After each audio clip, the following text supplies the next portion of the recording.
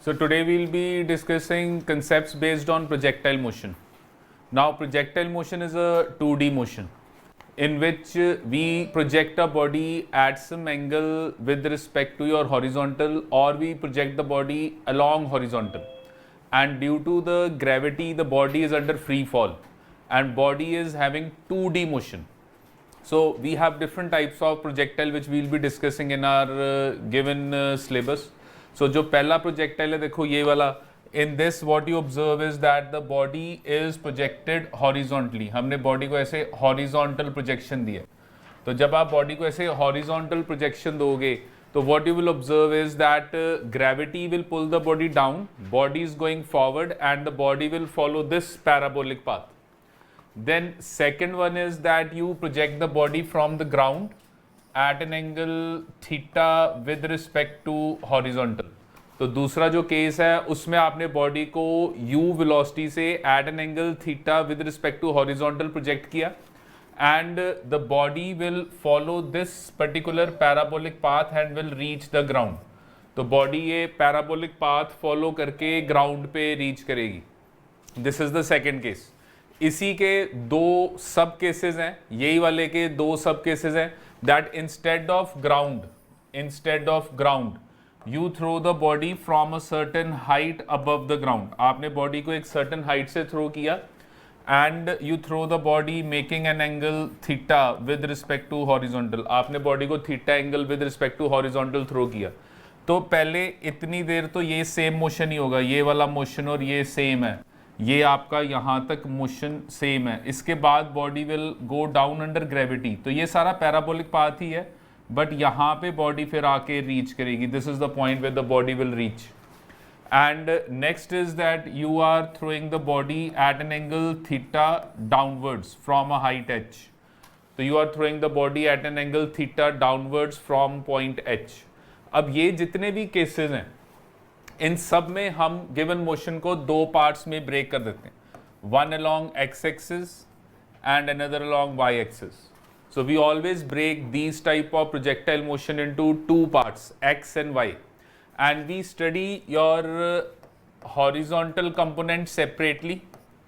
हम horizontal component को separately study करते हैं for time T, and vertical component separately and vertical component separately for same time t. वही t time के लिए हम vertical component को study करते हैं. And the velocity of the body at any time will be equal to vx plus vy square under root. This will be the velocity of the body at any time. Displacement of the body at any time will be equal to x I cap plus y j cap, and the magnitude of displacement will be equal to x square plus y square under root. So एक given time पे हम x को अलग y को अलग निकालते हैं, और x और y को जब हम अलग सॉल्व करते हैं तो हमारे पास ये velocity displacement आती है. ये सारे केसेस को सॉल्व करने का ये एक ही मेथड है, और इन सबको जब हम सॉल्व करते हैं तो along x-axis acceleration is 0 and along y-axis your acceleration is g, which is acting downwards. So along x-axis your acceleration will be 0 and along y-axis your acceleration is g, which is acting downwards. So this is your given case. Now here we have one more important case from competition point of view, and that is your projectile thrown at some angle with respect to horizontal. तो हम projectile को at some angle with respect to horizontal throw करेंगे. यहाँ पे हम क्या करते हैं, ये आपका इंक्लाइन है और let us say this incline is at an angle alpha. Now पहले हम बॉडी को फ्रॉम ग्राउंड स्टडी कर रहे थे. Now we are studying it with respect to this incline. हम इस इंक्लाइन के रिस्पेक्टिवली अब इसको स्टडी कर रहे हैं. We throw this at an angle theta with respect to horizontal with velocity u, and this is the path followed and body hits the incline.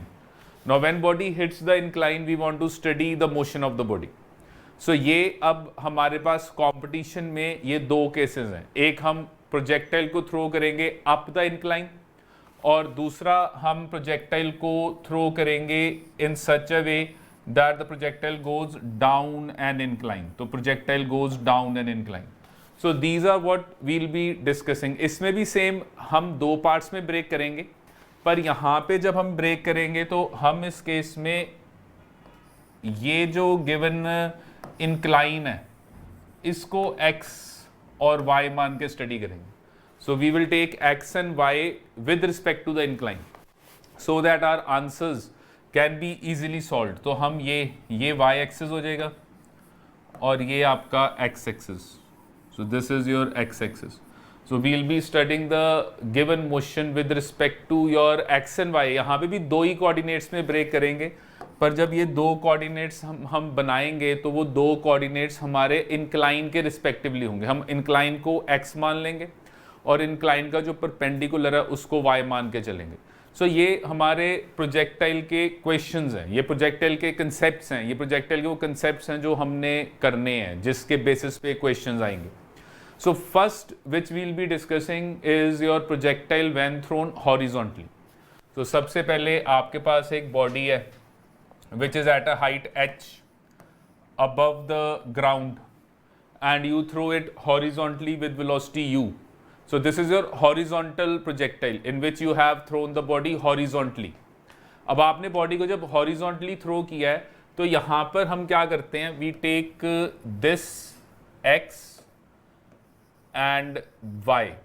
तो दो पार्ट्स में जब मैं ब्रेक कर रहा हूँ तो मैं x y नीचे ले रहा हूँ क्योंकि ग्रेविटी डाउन लग रही है और बॉडी ने थ्रू आउट ही नीचे को जाना है, आगे तो जाना ही है पर थ्रू आउट नीचे ही जाना है. तो इट्स बेटर कि हम डाउनवर्ड डायरेक्शन को ही पॉजिटिव मान लें. तो यहाँ पे जब मैं इस केस को सॉल्व करूंगा, what I will get is that your whole initial velocity is along your horizontal. तो आपकी सारी इनिशियल वेलोसिटी अलोंग हॉरिजॉन्टल है एंड योर वर्टिकल में इनिशियल वेलोसिटी 0 है. So there is no initial velocity along vertical. So we will break this motion into two parts. हम इस motion को दो पार्ट्स में ब्रेक करेंगे, एक x और एक y. जो x कंपोनेंट है उसमें जो हमारी एक्सेलरेशन है वो 0 है.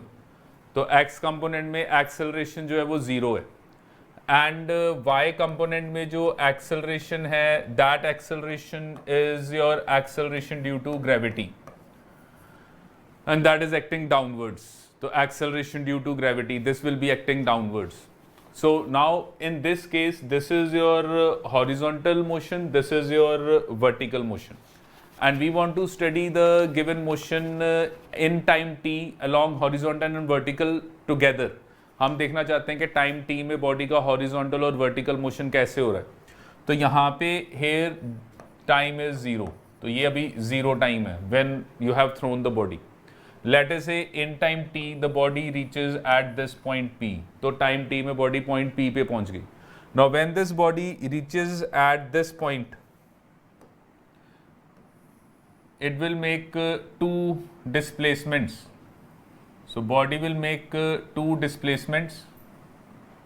One displacement will be along horizontal and another displacement will be along vertical. So what we will observe is that body will go forward by x and move down by y in time t.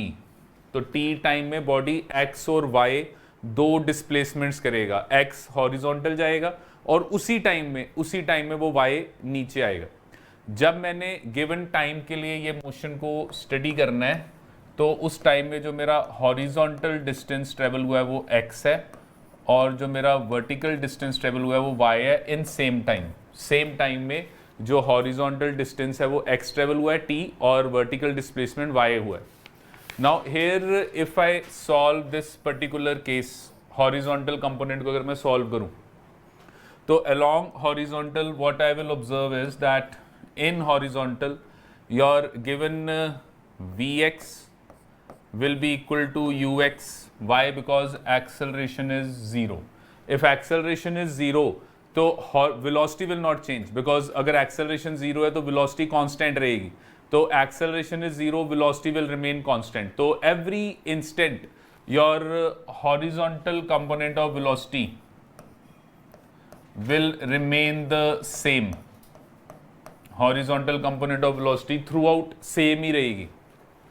अगर मैं vertical component of velocity की बात करूं, if I talk about vertical component of velocity, तो vertical component of velocity को अगर हम observe करें तो V Y will be equal to U Y plus A Y into T, and your ay is 0, so vy will be equal to g into t, so your vertical component of velocity will keep on increasing। तो ये आपका vy हो गया। तो आपके पास किसी भी instant पे दो वेलोसिटीज होंगी, एक आगे जाने वाली, एक नीचे आने वाली। आगे जाने वाली तो सेम ही रहेगी, उसमें कोई फर्क नहीं पड़ेगा, वो उतनी रहेगी जो इनिशियली हॉरिजॉन्टल में थी, जो इनिशियली हॉरिजॉन्टल में थी उतनी ही रहेगी। हाँ, वर्टिकल वाली जो है वो बदलती जाएगी, और वर्टिकल वेलोसिटी राइट नाउ कितनी है, gt। Now if I want to find the displacement in this time, अगर मैं इस टाइम में डिस्प्लेसमेंट निकालना चाहता हूँ, तो x is equal to U X T plus half of A X T square and A X here is 0, so your x will be equal to u into T, so your time will be equal to x by u, and here if I want to find y, that will be equal to uyt plus half of ay into t square। uy 0 है तो y will be equal to half gt square, and from here you get that y is equal to half of x square over G into U square, क्योंकि हमने ये t की value put कर दी x by U, and from here what you get is that y is directly proportional to square of x and this path is a parabola. तो ये जो path है ये पैराबोला है, और हर प्रोजेक्टाइल का पाथ पैराबोला है। जितने भी आप प्रोजेक्टाइल्स पढ़ोगे सबका जो पाथ होगा वो पैराबोलिक पाथ होगा। और यहाँ पर अगर मैं वेलोसिटी को फाइंड आउट करना चाहता हूँ, resultant velocity at any instant, तो जो मेरी वेलोसिटी होगी वो डायरेक्टेड होगी towards the tangent of this particular path. तो जो एक्चुअल वेलोसिटी होगी वो इस पाथ के टेंजेंट के अलॉन्ग होगी, और अगर वो इस पाथ के टेंजेंट के अलॉन्ग होगी and I want to find the angle which it is making with horizontal, तो मैं अगर ये वेलोसिटी निकालना चाहता हूँ, तो वेलोसिटी को निकालने के मेरे पास यहाँ पे दो मेथड्स हैं। एक मैग्नीट्यूड, तो magnitude will be equal to V X square plus V Y square under root. ये मेरा मैग्नीट्यूड ऑफ वेलोसिटी आ गया, क्योंकि दो वेलोसिटीज होंगी, और वी एक्स जो है वो यू एक्स के इक्वल होगा, और वी वाई हमने भी पीछे निकाला था, that was G T. And if you want to find the direction कि कौन सी डायरेक्शन में ये वेलोसिटी लग रही है, तो that will be equal to V Y by V X. हमने ये वेक्टर लॉज लगाए हैं, और tan beta is vy by vx, where beta is the direction of this velocity with the horizontal, क्योंकि हर इंस्टेंट पे वेलोसिटी की direction बदल रही है।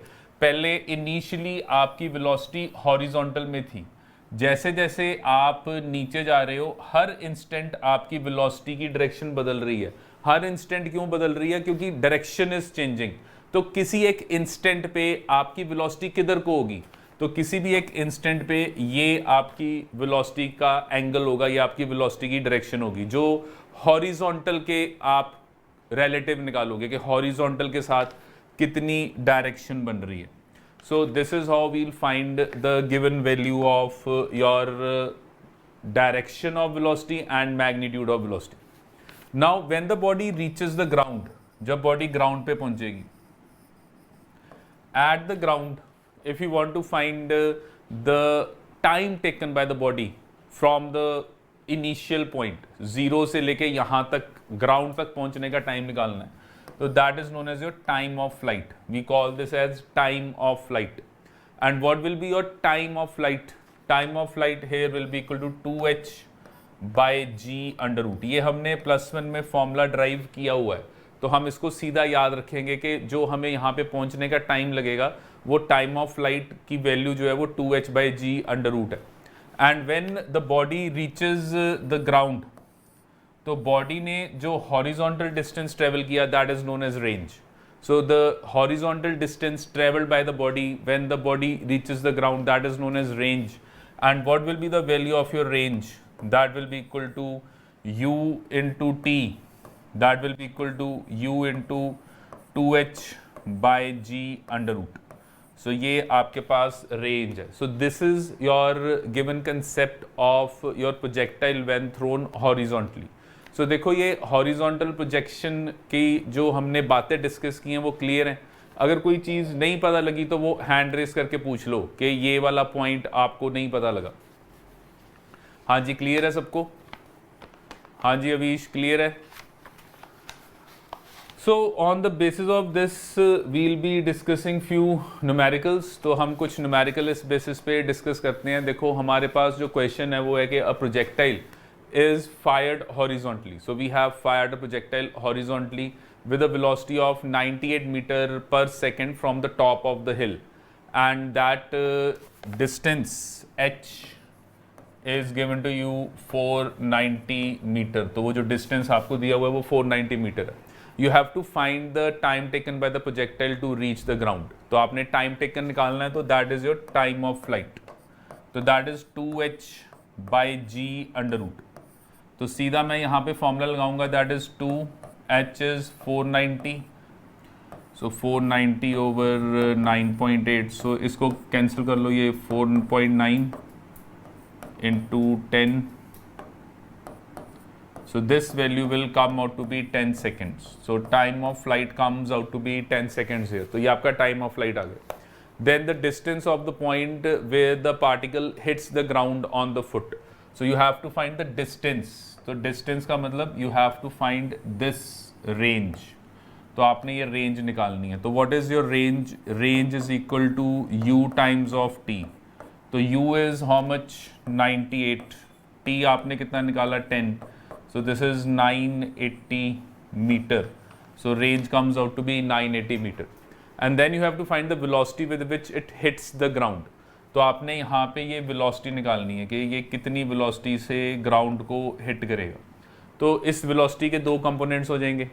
दो कंपोनेंट्स, एक आपका हॉरिजॉन्टल कंपोनेंट होगा वो ux होगा, वो u है that is 98 meter per second, और दूसरा आपका vy is equal to uy plus ay into T. So this will be equal to how much? This will be equal to 0 plus 9.8 into 10. So Vy will come out to be 98 meter per second. अब जब ground को hit करेगा तो x और y दोनों की velocity निकाल ली। तो बॉडी की एक्चुअल वेलोसिटी क्या बनेगी when it hits the ground? तो when the body hits the ground its velocity will be equal to vx square plus vy square under root. So this will come out to be 98 root 2 metre per second.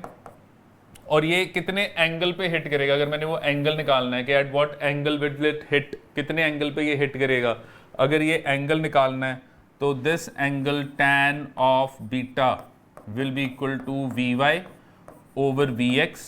दोनों ही 98 हैं, 1। So beta comes out to be 45।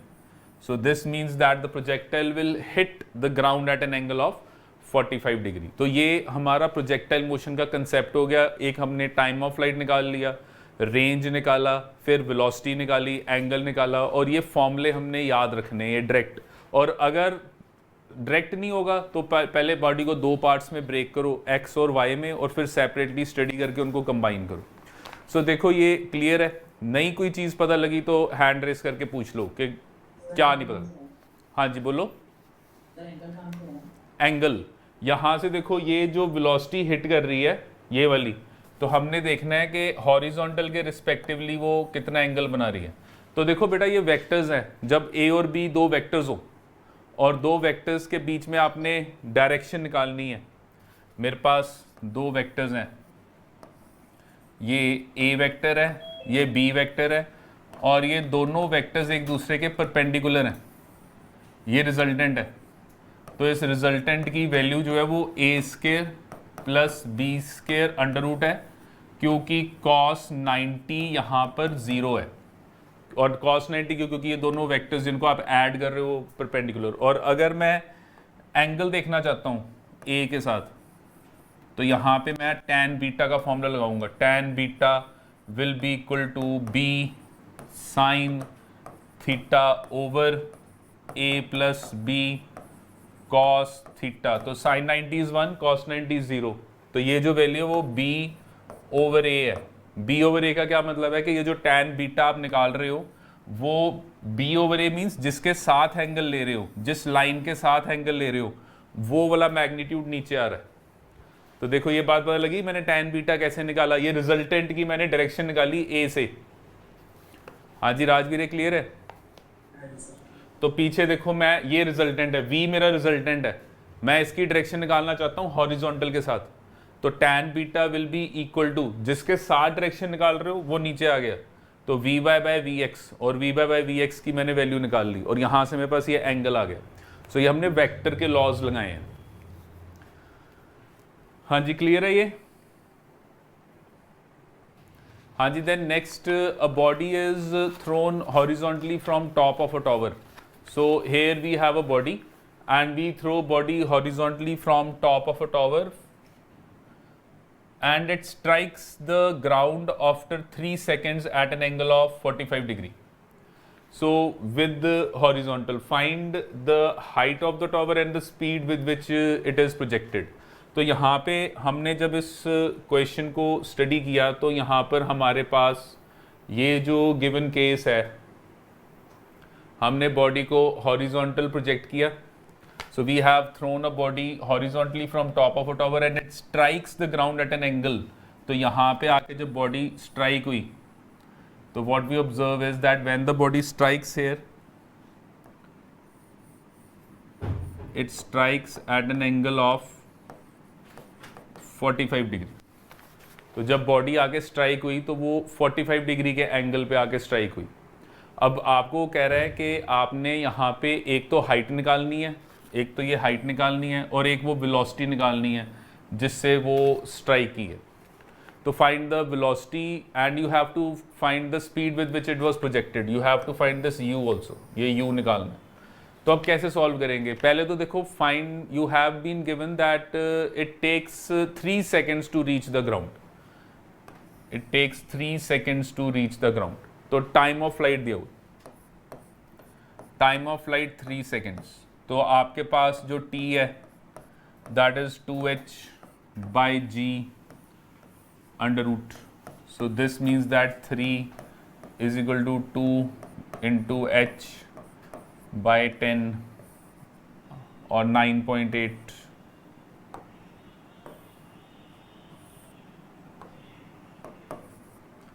So from here this value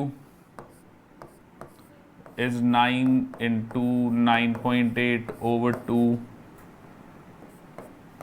So this implies that your h will be equal to 44.1 meter. तो ये h आ गया हमारे पास। तो एक तो हाइट आ गया टाइम ऑफ फ्लाइट से। अब हमने यहाँ पे निकालना है कि with what velocity you have projected it. तो आप ये u निकालना चाहते हो, u निकालना चाहते हो। दिया क्या हुआ आपको क्वेश्चन में? दिया हुआ है कि when it hits the ground, जब ये ग्राउंड को हिट करेगा तो it will hit the ground at an angle of 45। तो ये आपकी एक्चुअल वेलोसिटी है। अब ये जो वेलोसिटी है, अगर आप इसको स्टडी करो तो इसके दो कंपोनेंट्स हैं, एक हॉरिजॉन्टल कंपोनेंट है और एक वर्टिकल कंपोनेंट है। हॉरिजॉन्टल कंपोनेंट हो गया Vx, वर्टिकल कंपोनेंट हो गया Vy। और अगर मैं tan बीटा निकालूं यहाँ पे, जैसे पीछे मैंने निकाला था, तो tan beta is Vy by Vx and tan beta here is 45 because दिया हुआ है कि it hits an angle of 45। तो आपकी एक्चुअल वेलोसिटी 45 डिग्री पे हिट कर रही, and tan 45 is 1। So this means that Vy is equal to Vx। Vx is Ux, क्योंकि हॉरिजॉन्टल वेलोसिटी तो हमेशा सेम रहेगी, and Ux in our case is u। तो जो Ux हमारे केस में वो u है, क्योंकि यहाँ पे जो Uy है वो 0 है, क्योंकि आपने हॉरिजॉन्टली प्रोजेक्ट किया। तो आपके पास Vx जो है वो u और Vy जो है वो भी u हो गया। तो अगर मैंने Vy निकालना है तो how I will find this Vy? तो Vy will be equal to Uy plus Ay into T. सो Vy will be equal to Uy plus Ay into T, and this Vy will be equal to 0 plus 9.8 into 3 seconds में यहाँ पे आके hit किया, तो this value will be equal to 29.4 metre per second and this Vy is equal to u. So the velocity with which you have projected is 29 metre per second. तो एक तो मैंने वेलोसिटी निकाल ली, और वेलोसिटी मैंने direction के help से निकाली है, और टाइम ऑफ फ्लाइट के हेल्प से मैंने हाइट निकाल ली. तो यहाँ पे देखो ये चीज़ पता लगी, जो डायरेक्शन हमने अप्लाई करके इनिशियल वेलोसिटी निकाली. इक्वेशन था कि वो 45 डिग्री पे हिट कर रहा है ग्राउंड को, तो आपने इनिशियल वेलोसिटी निकालनी है. तो हमने जो हिट कर रहा है वहाँ से हमने tan बीटा का फॉर्मूला लगाया, और उसके हेल्प से ये हमने वेलोसिटी निकाली, और ये जो वर्टिकल वेलोसिटी है राइट ना अकॉर्डिंग टू क्वेश्चन वो u के इक्वली आ रही है. सो देखो ये क्लियर है सबको.